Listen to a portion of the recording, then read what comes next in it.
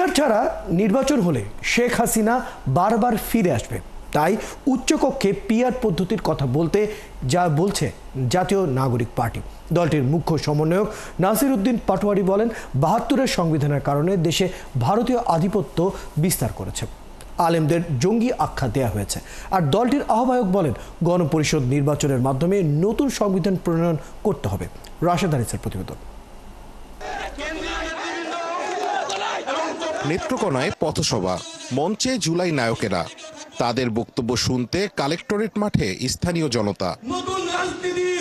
৭১কে ধারণ করেই এগিয়ে যাচ্ছে এনসিপি। জুলাই গণ অভ্যুত্থান স্বাধীনতার পর সবচেয়ে বড় ঘটনা বলছেন দলটির নেতারা। যেই দুর্নীতির কারণে মানুষের প্রাণগুলো এভাবে ঝরে যায়, সদর হাসপাতালগুলোতে অব্যবস্থাপনার শিকার হয়, সেই দুর্নীতি বাংলাদেশে আমরা ফেরত যেতে চাই না। এমন স্বাস্থ্য ব্যবস্থা চাই যেখানে টাকার অভাবে কেউ চিকিৎসার অভাবে মারা যাবে না। দলটির নেতা নাসির উদ্দিন পাটোয়ারি বলেন, ভারত বাঙালি এবং মুসলমান নিপীড়নে নেমেছে, ঐক্যবদ্ধভাবে ঘুরে দাঁড়ানো ছাড়া বিকল্প পথ নেই।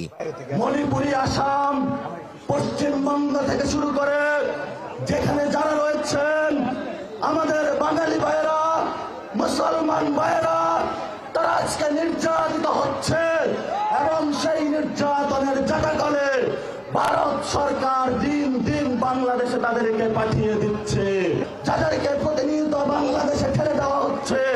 ইউরোপ সরকারকে বলে আপনি দ্রুত প্রতিবাদ করুন। তিনি আরো বলেন, পিআর ছাড়া নির্বাচন হলে শেখ হাসিনা বারবার ফিরে আসবে। শেখ হাসিনা মতন একজন খুনি ফ্যাসিস্ট সরকার আমাদের সামনে বারবার ফিরে আসবে, যার হাতে বিচারালয়ের ক্ষমতা, যার হাতে সংসদীয় ক্ষমতা, যার হাতে নির্বাহী ক্ষমতা। এই জন্য আমরা পাওয়ার ব্যালেন্সের চেক করার জন্য পিআর পদ্ধতিতে উচ্চ কক্ষের নির্বাচন চেয়েছি। বিচার সংস্কার ও নতুন সংবিধান প্রণয়নের জন্য দরকার গণপরিষদ নির্বাচন বলছেন দলটির আহ্বায়ক।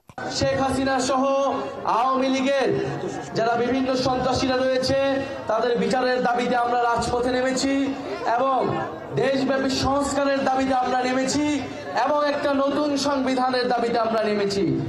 এই নতুন সংবিধানের জন্য আমাদের একটি গণপরিষদ নির্বাচন লাগবে, যেই গণপরিষদ নির্বাচনের মাধ্যমে বাংলাদেশের সাধারণ মানুষ, বাংলাদেশের অভ্যুত্থানকারী জনতা বাংলাদেশের আগামীর নতুন সংবিধান নির্ধারণ করবে।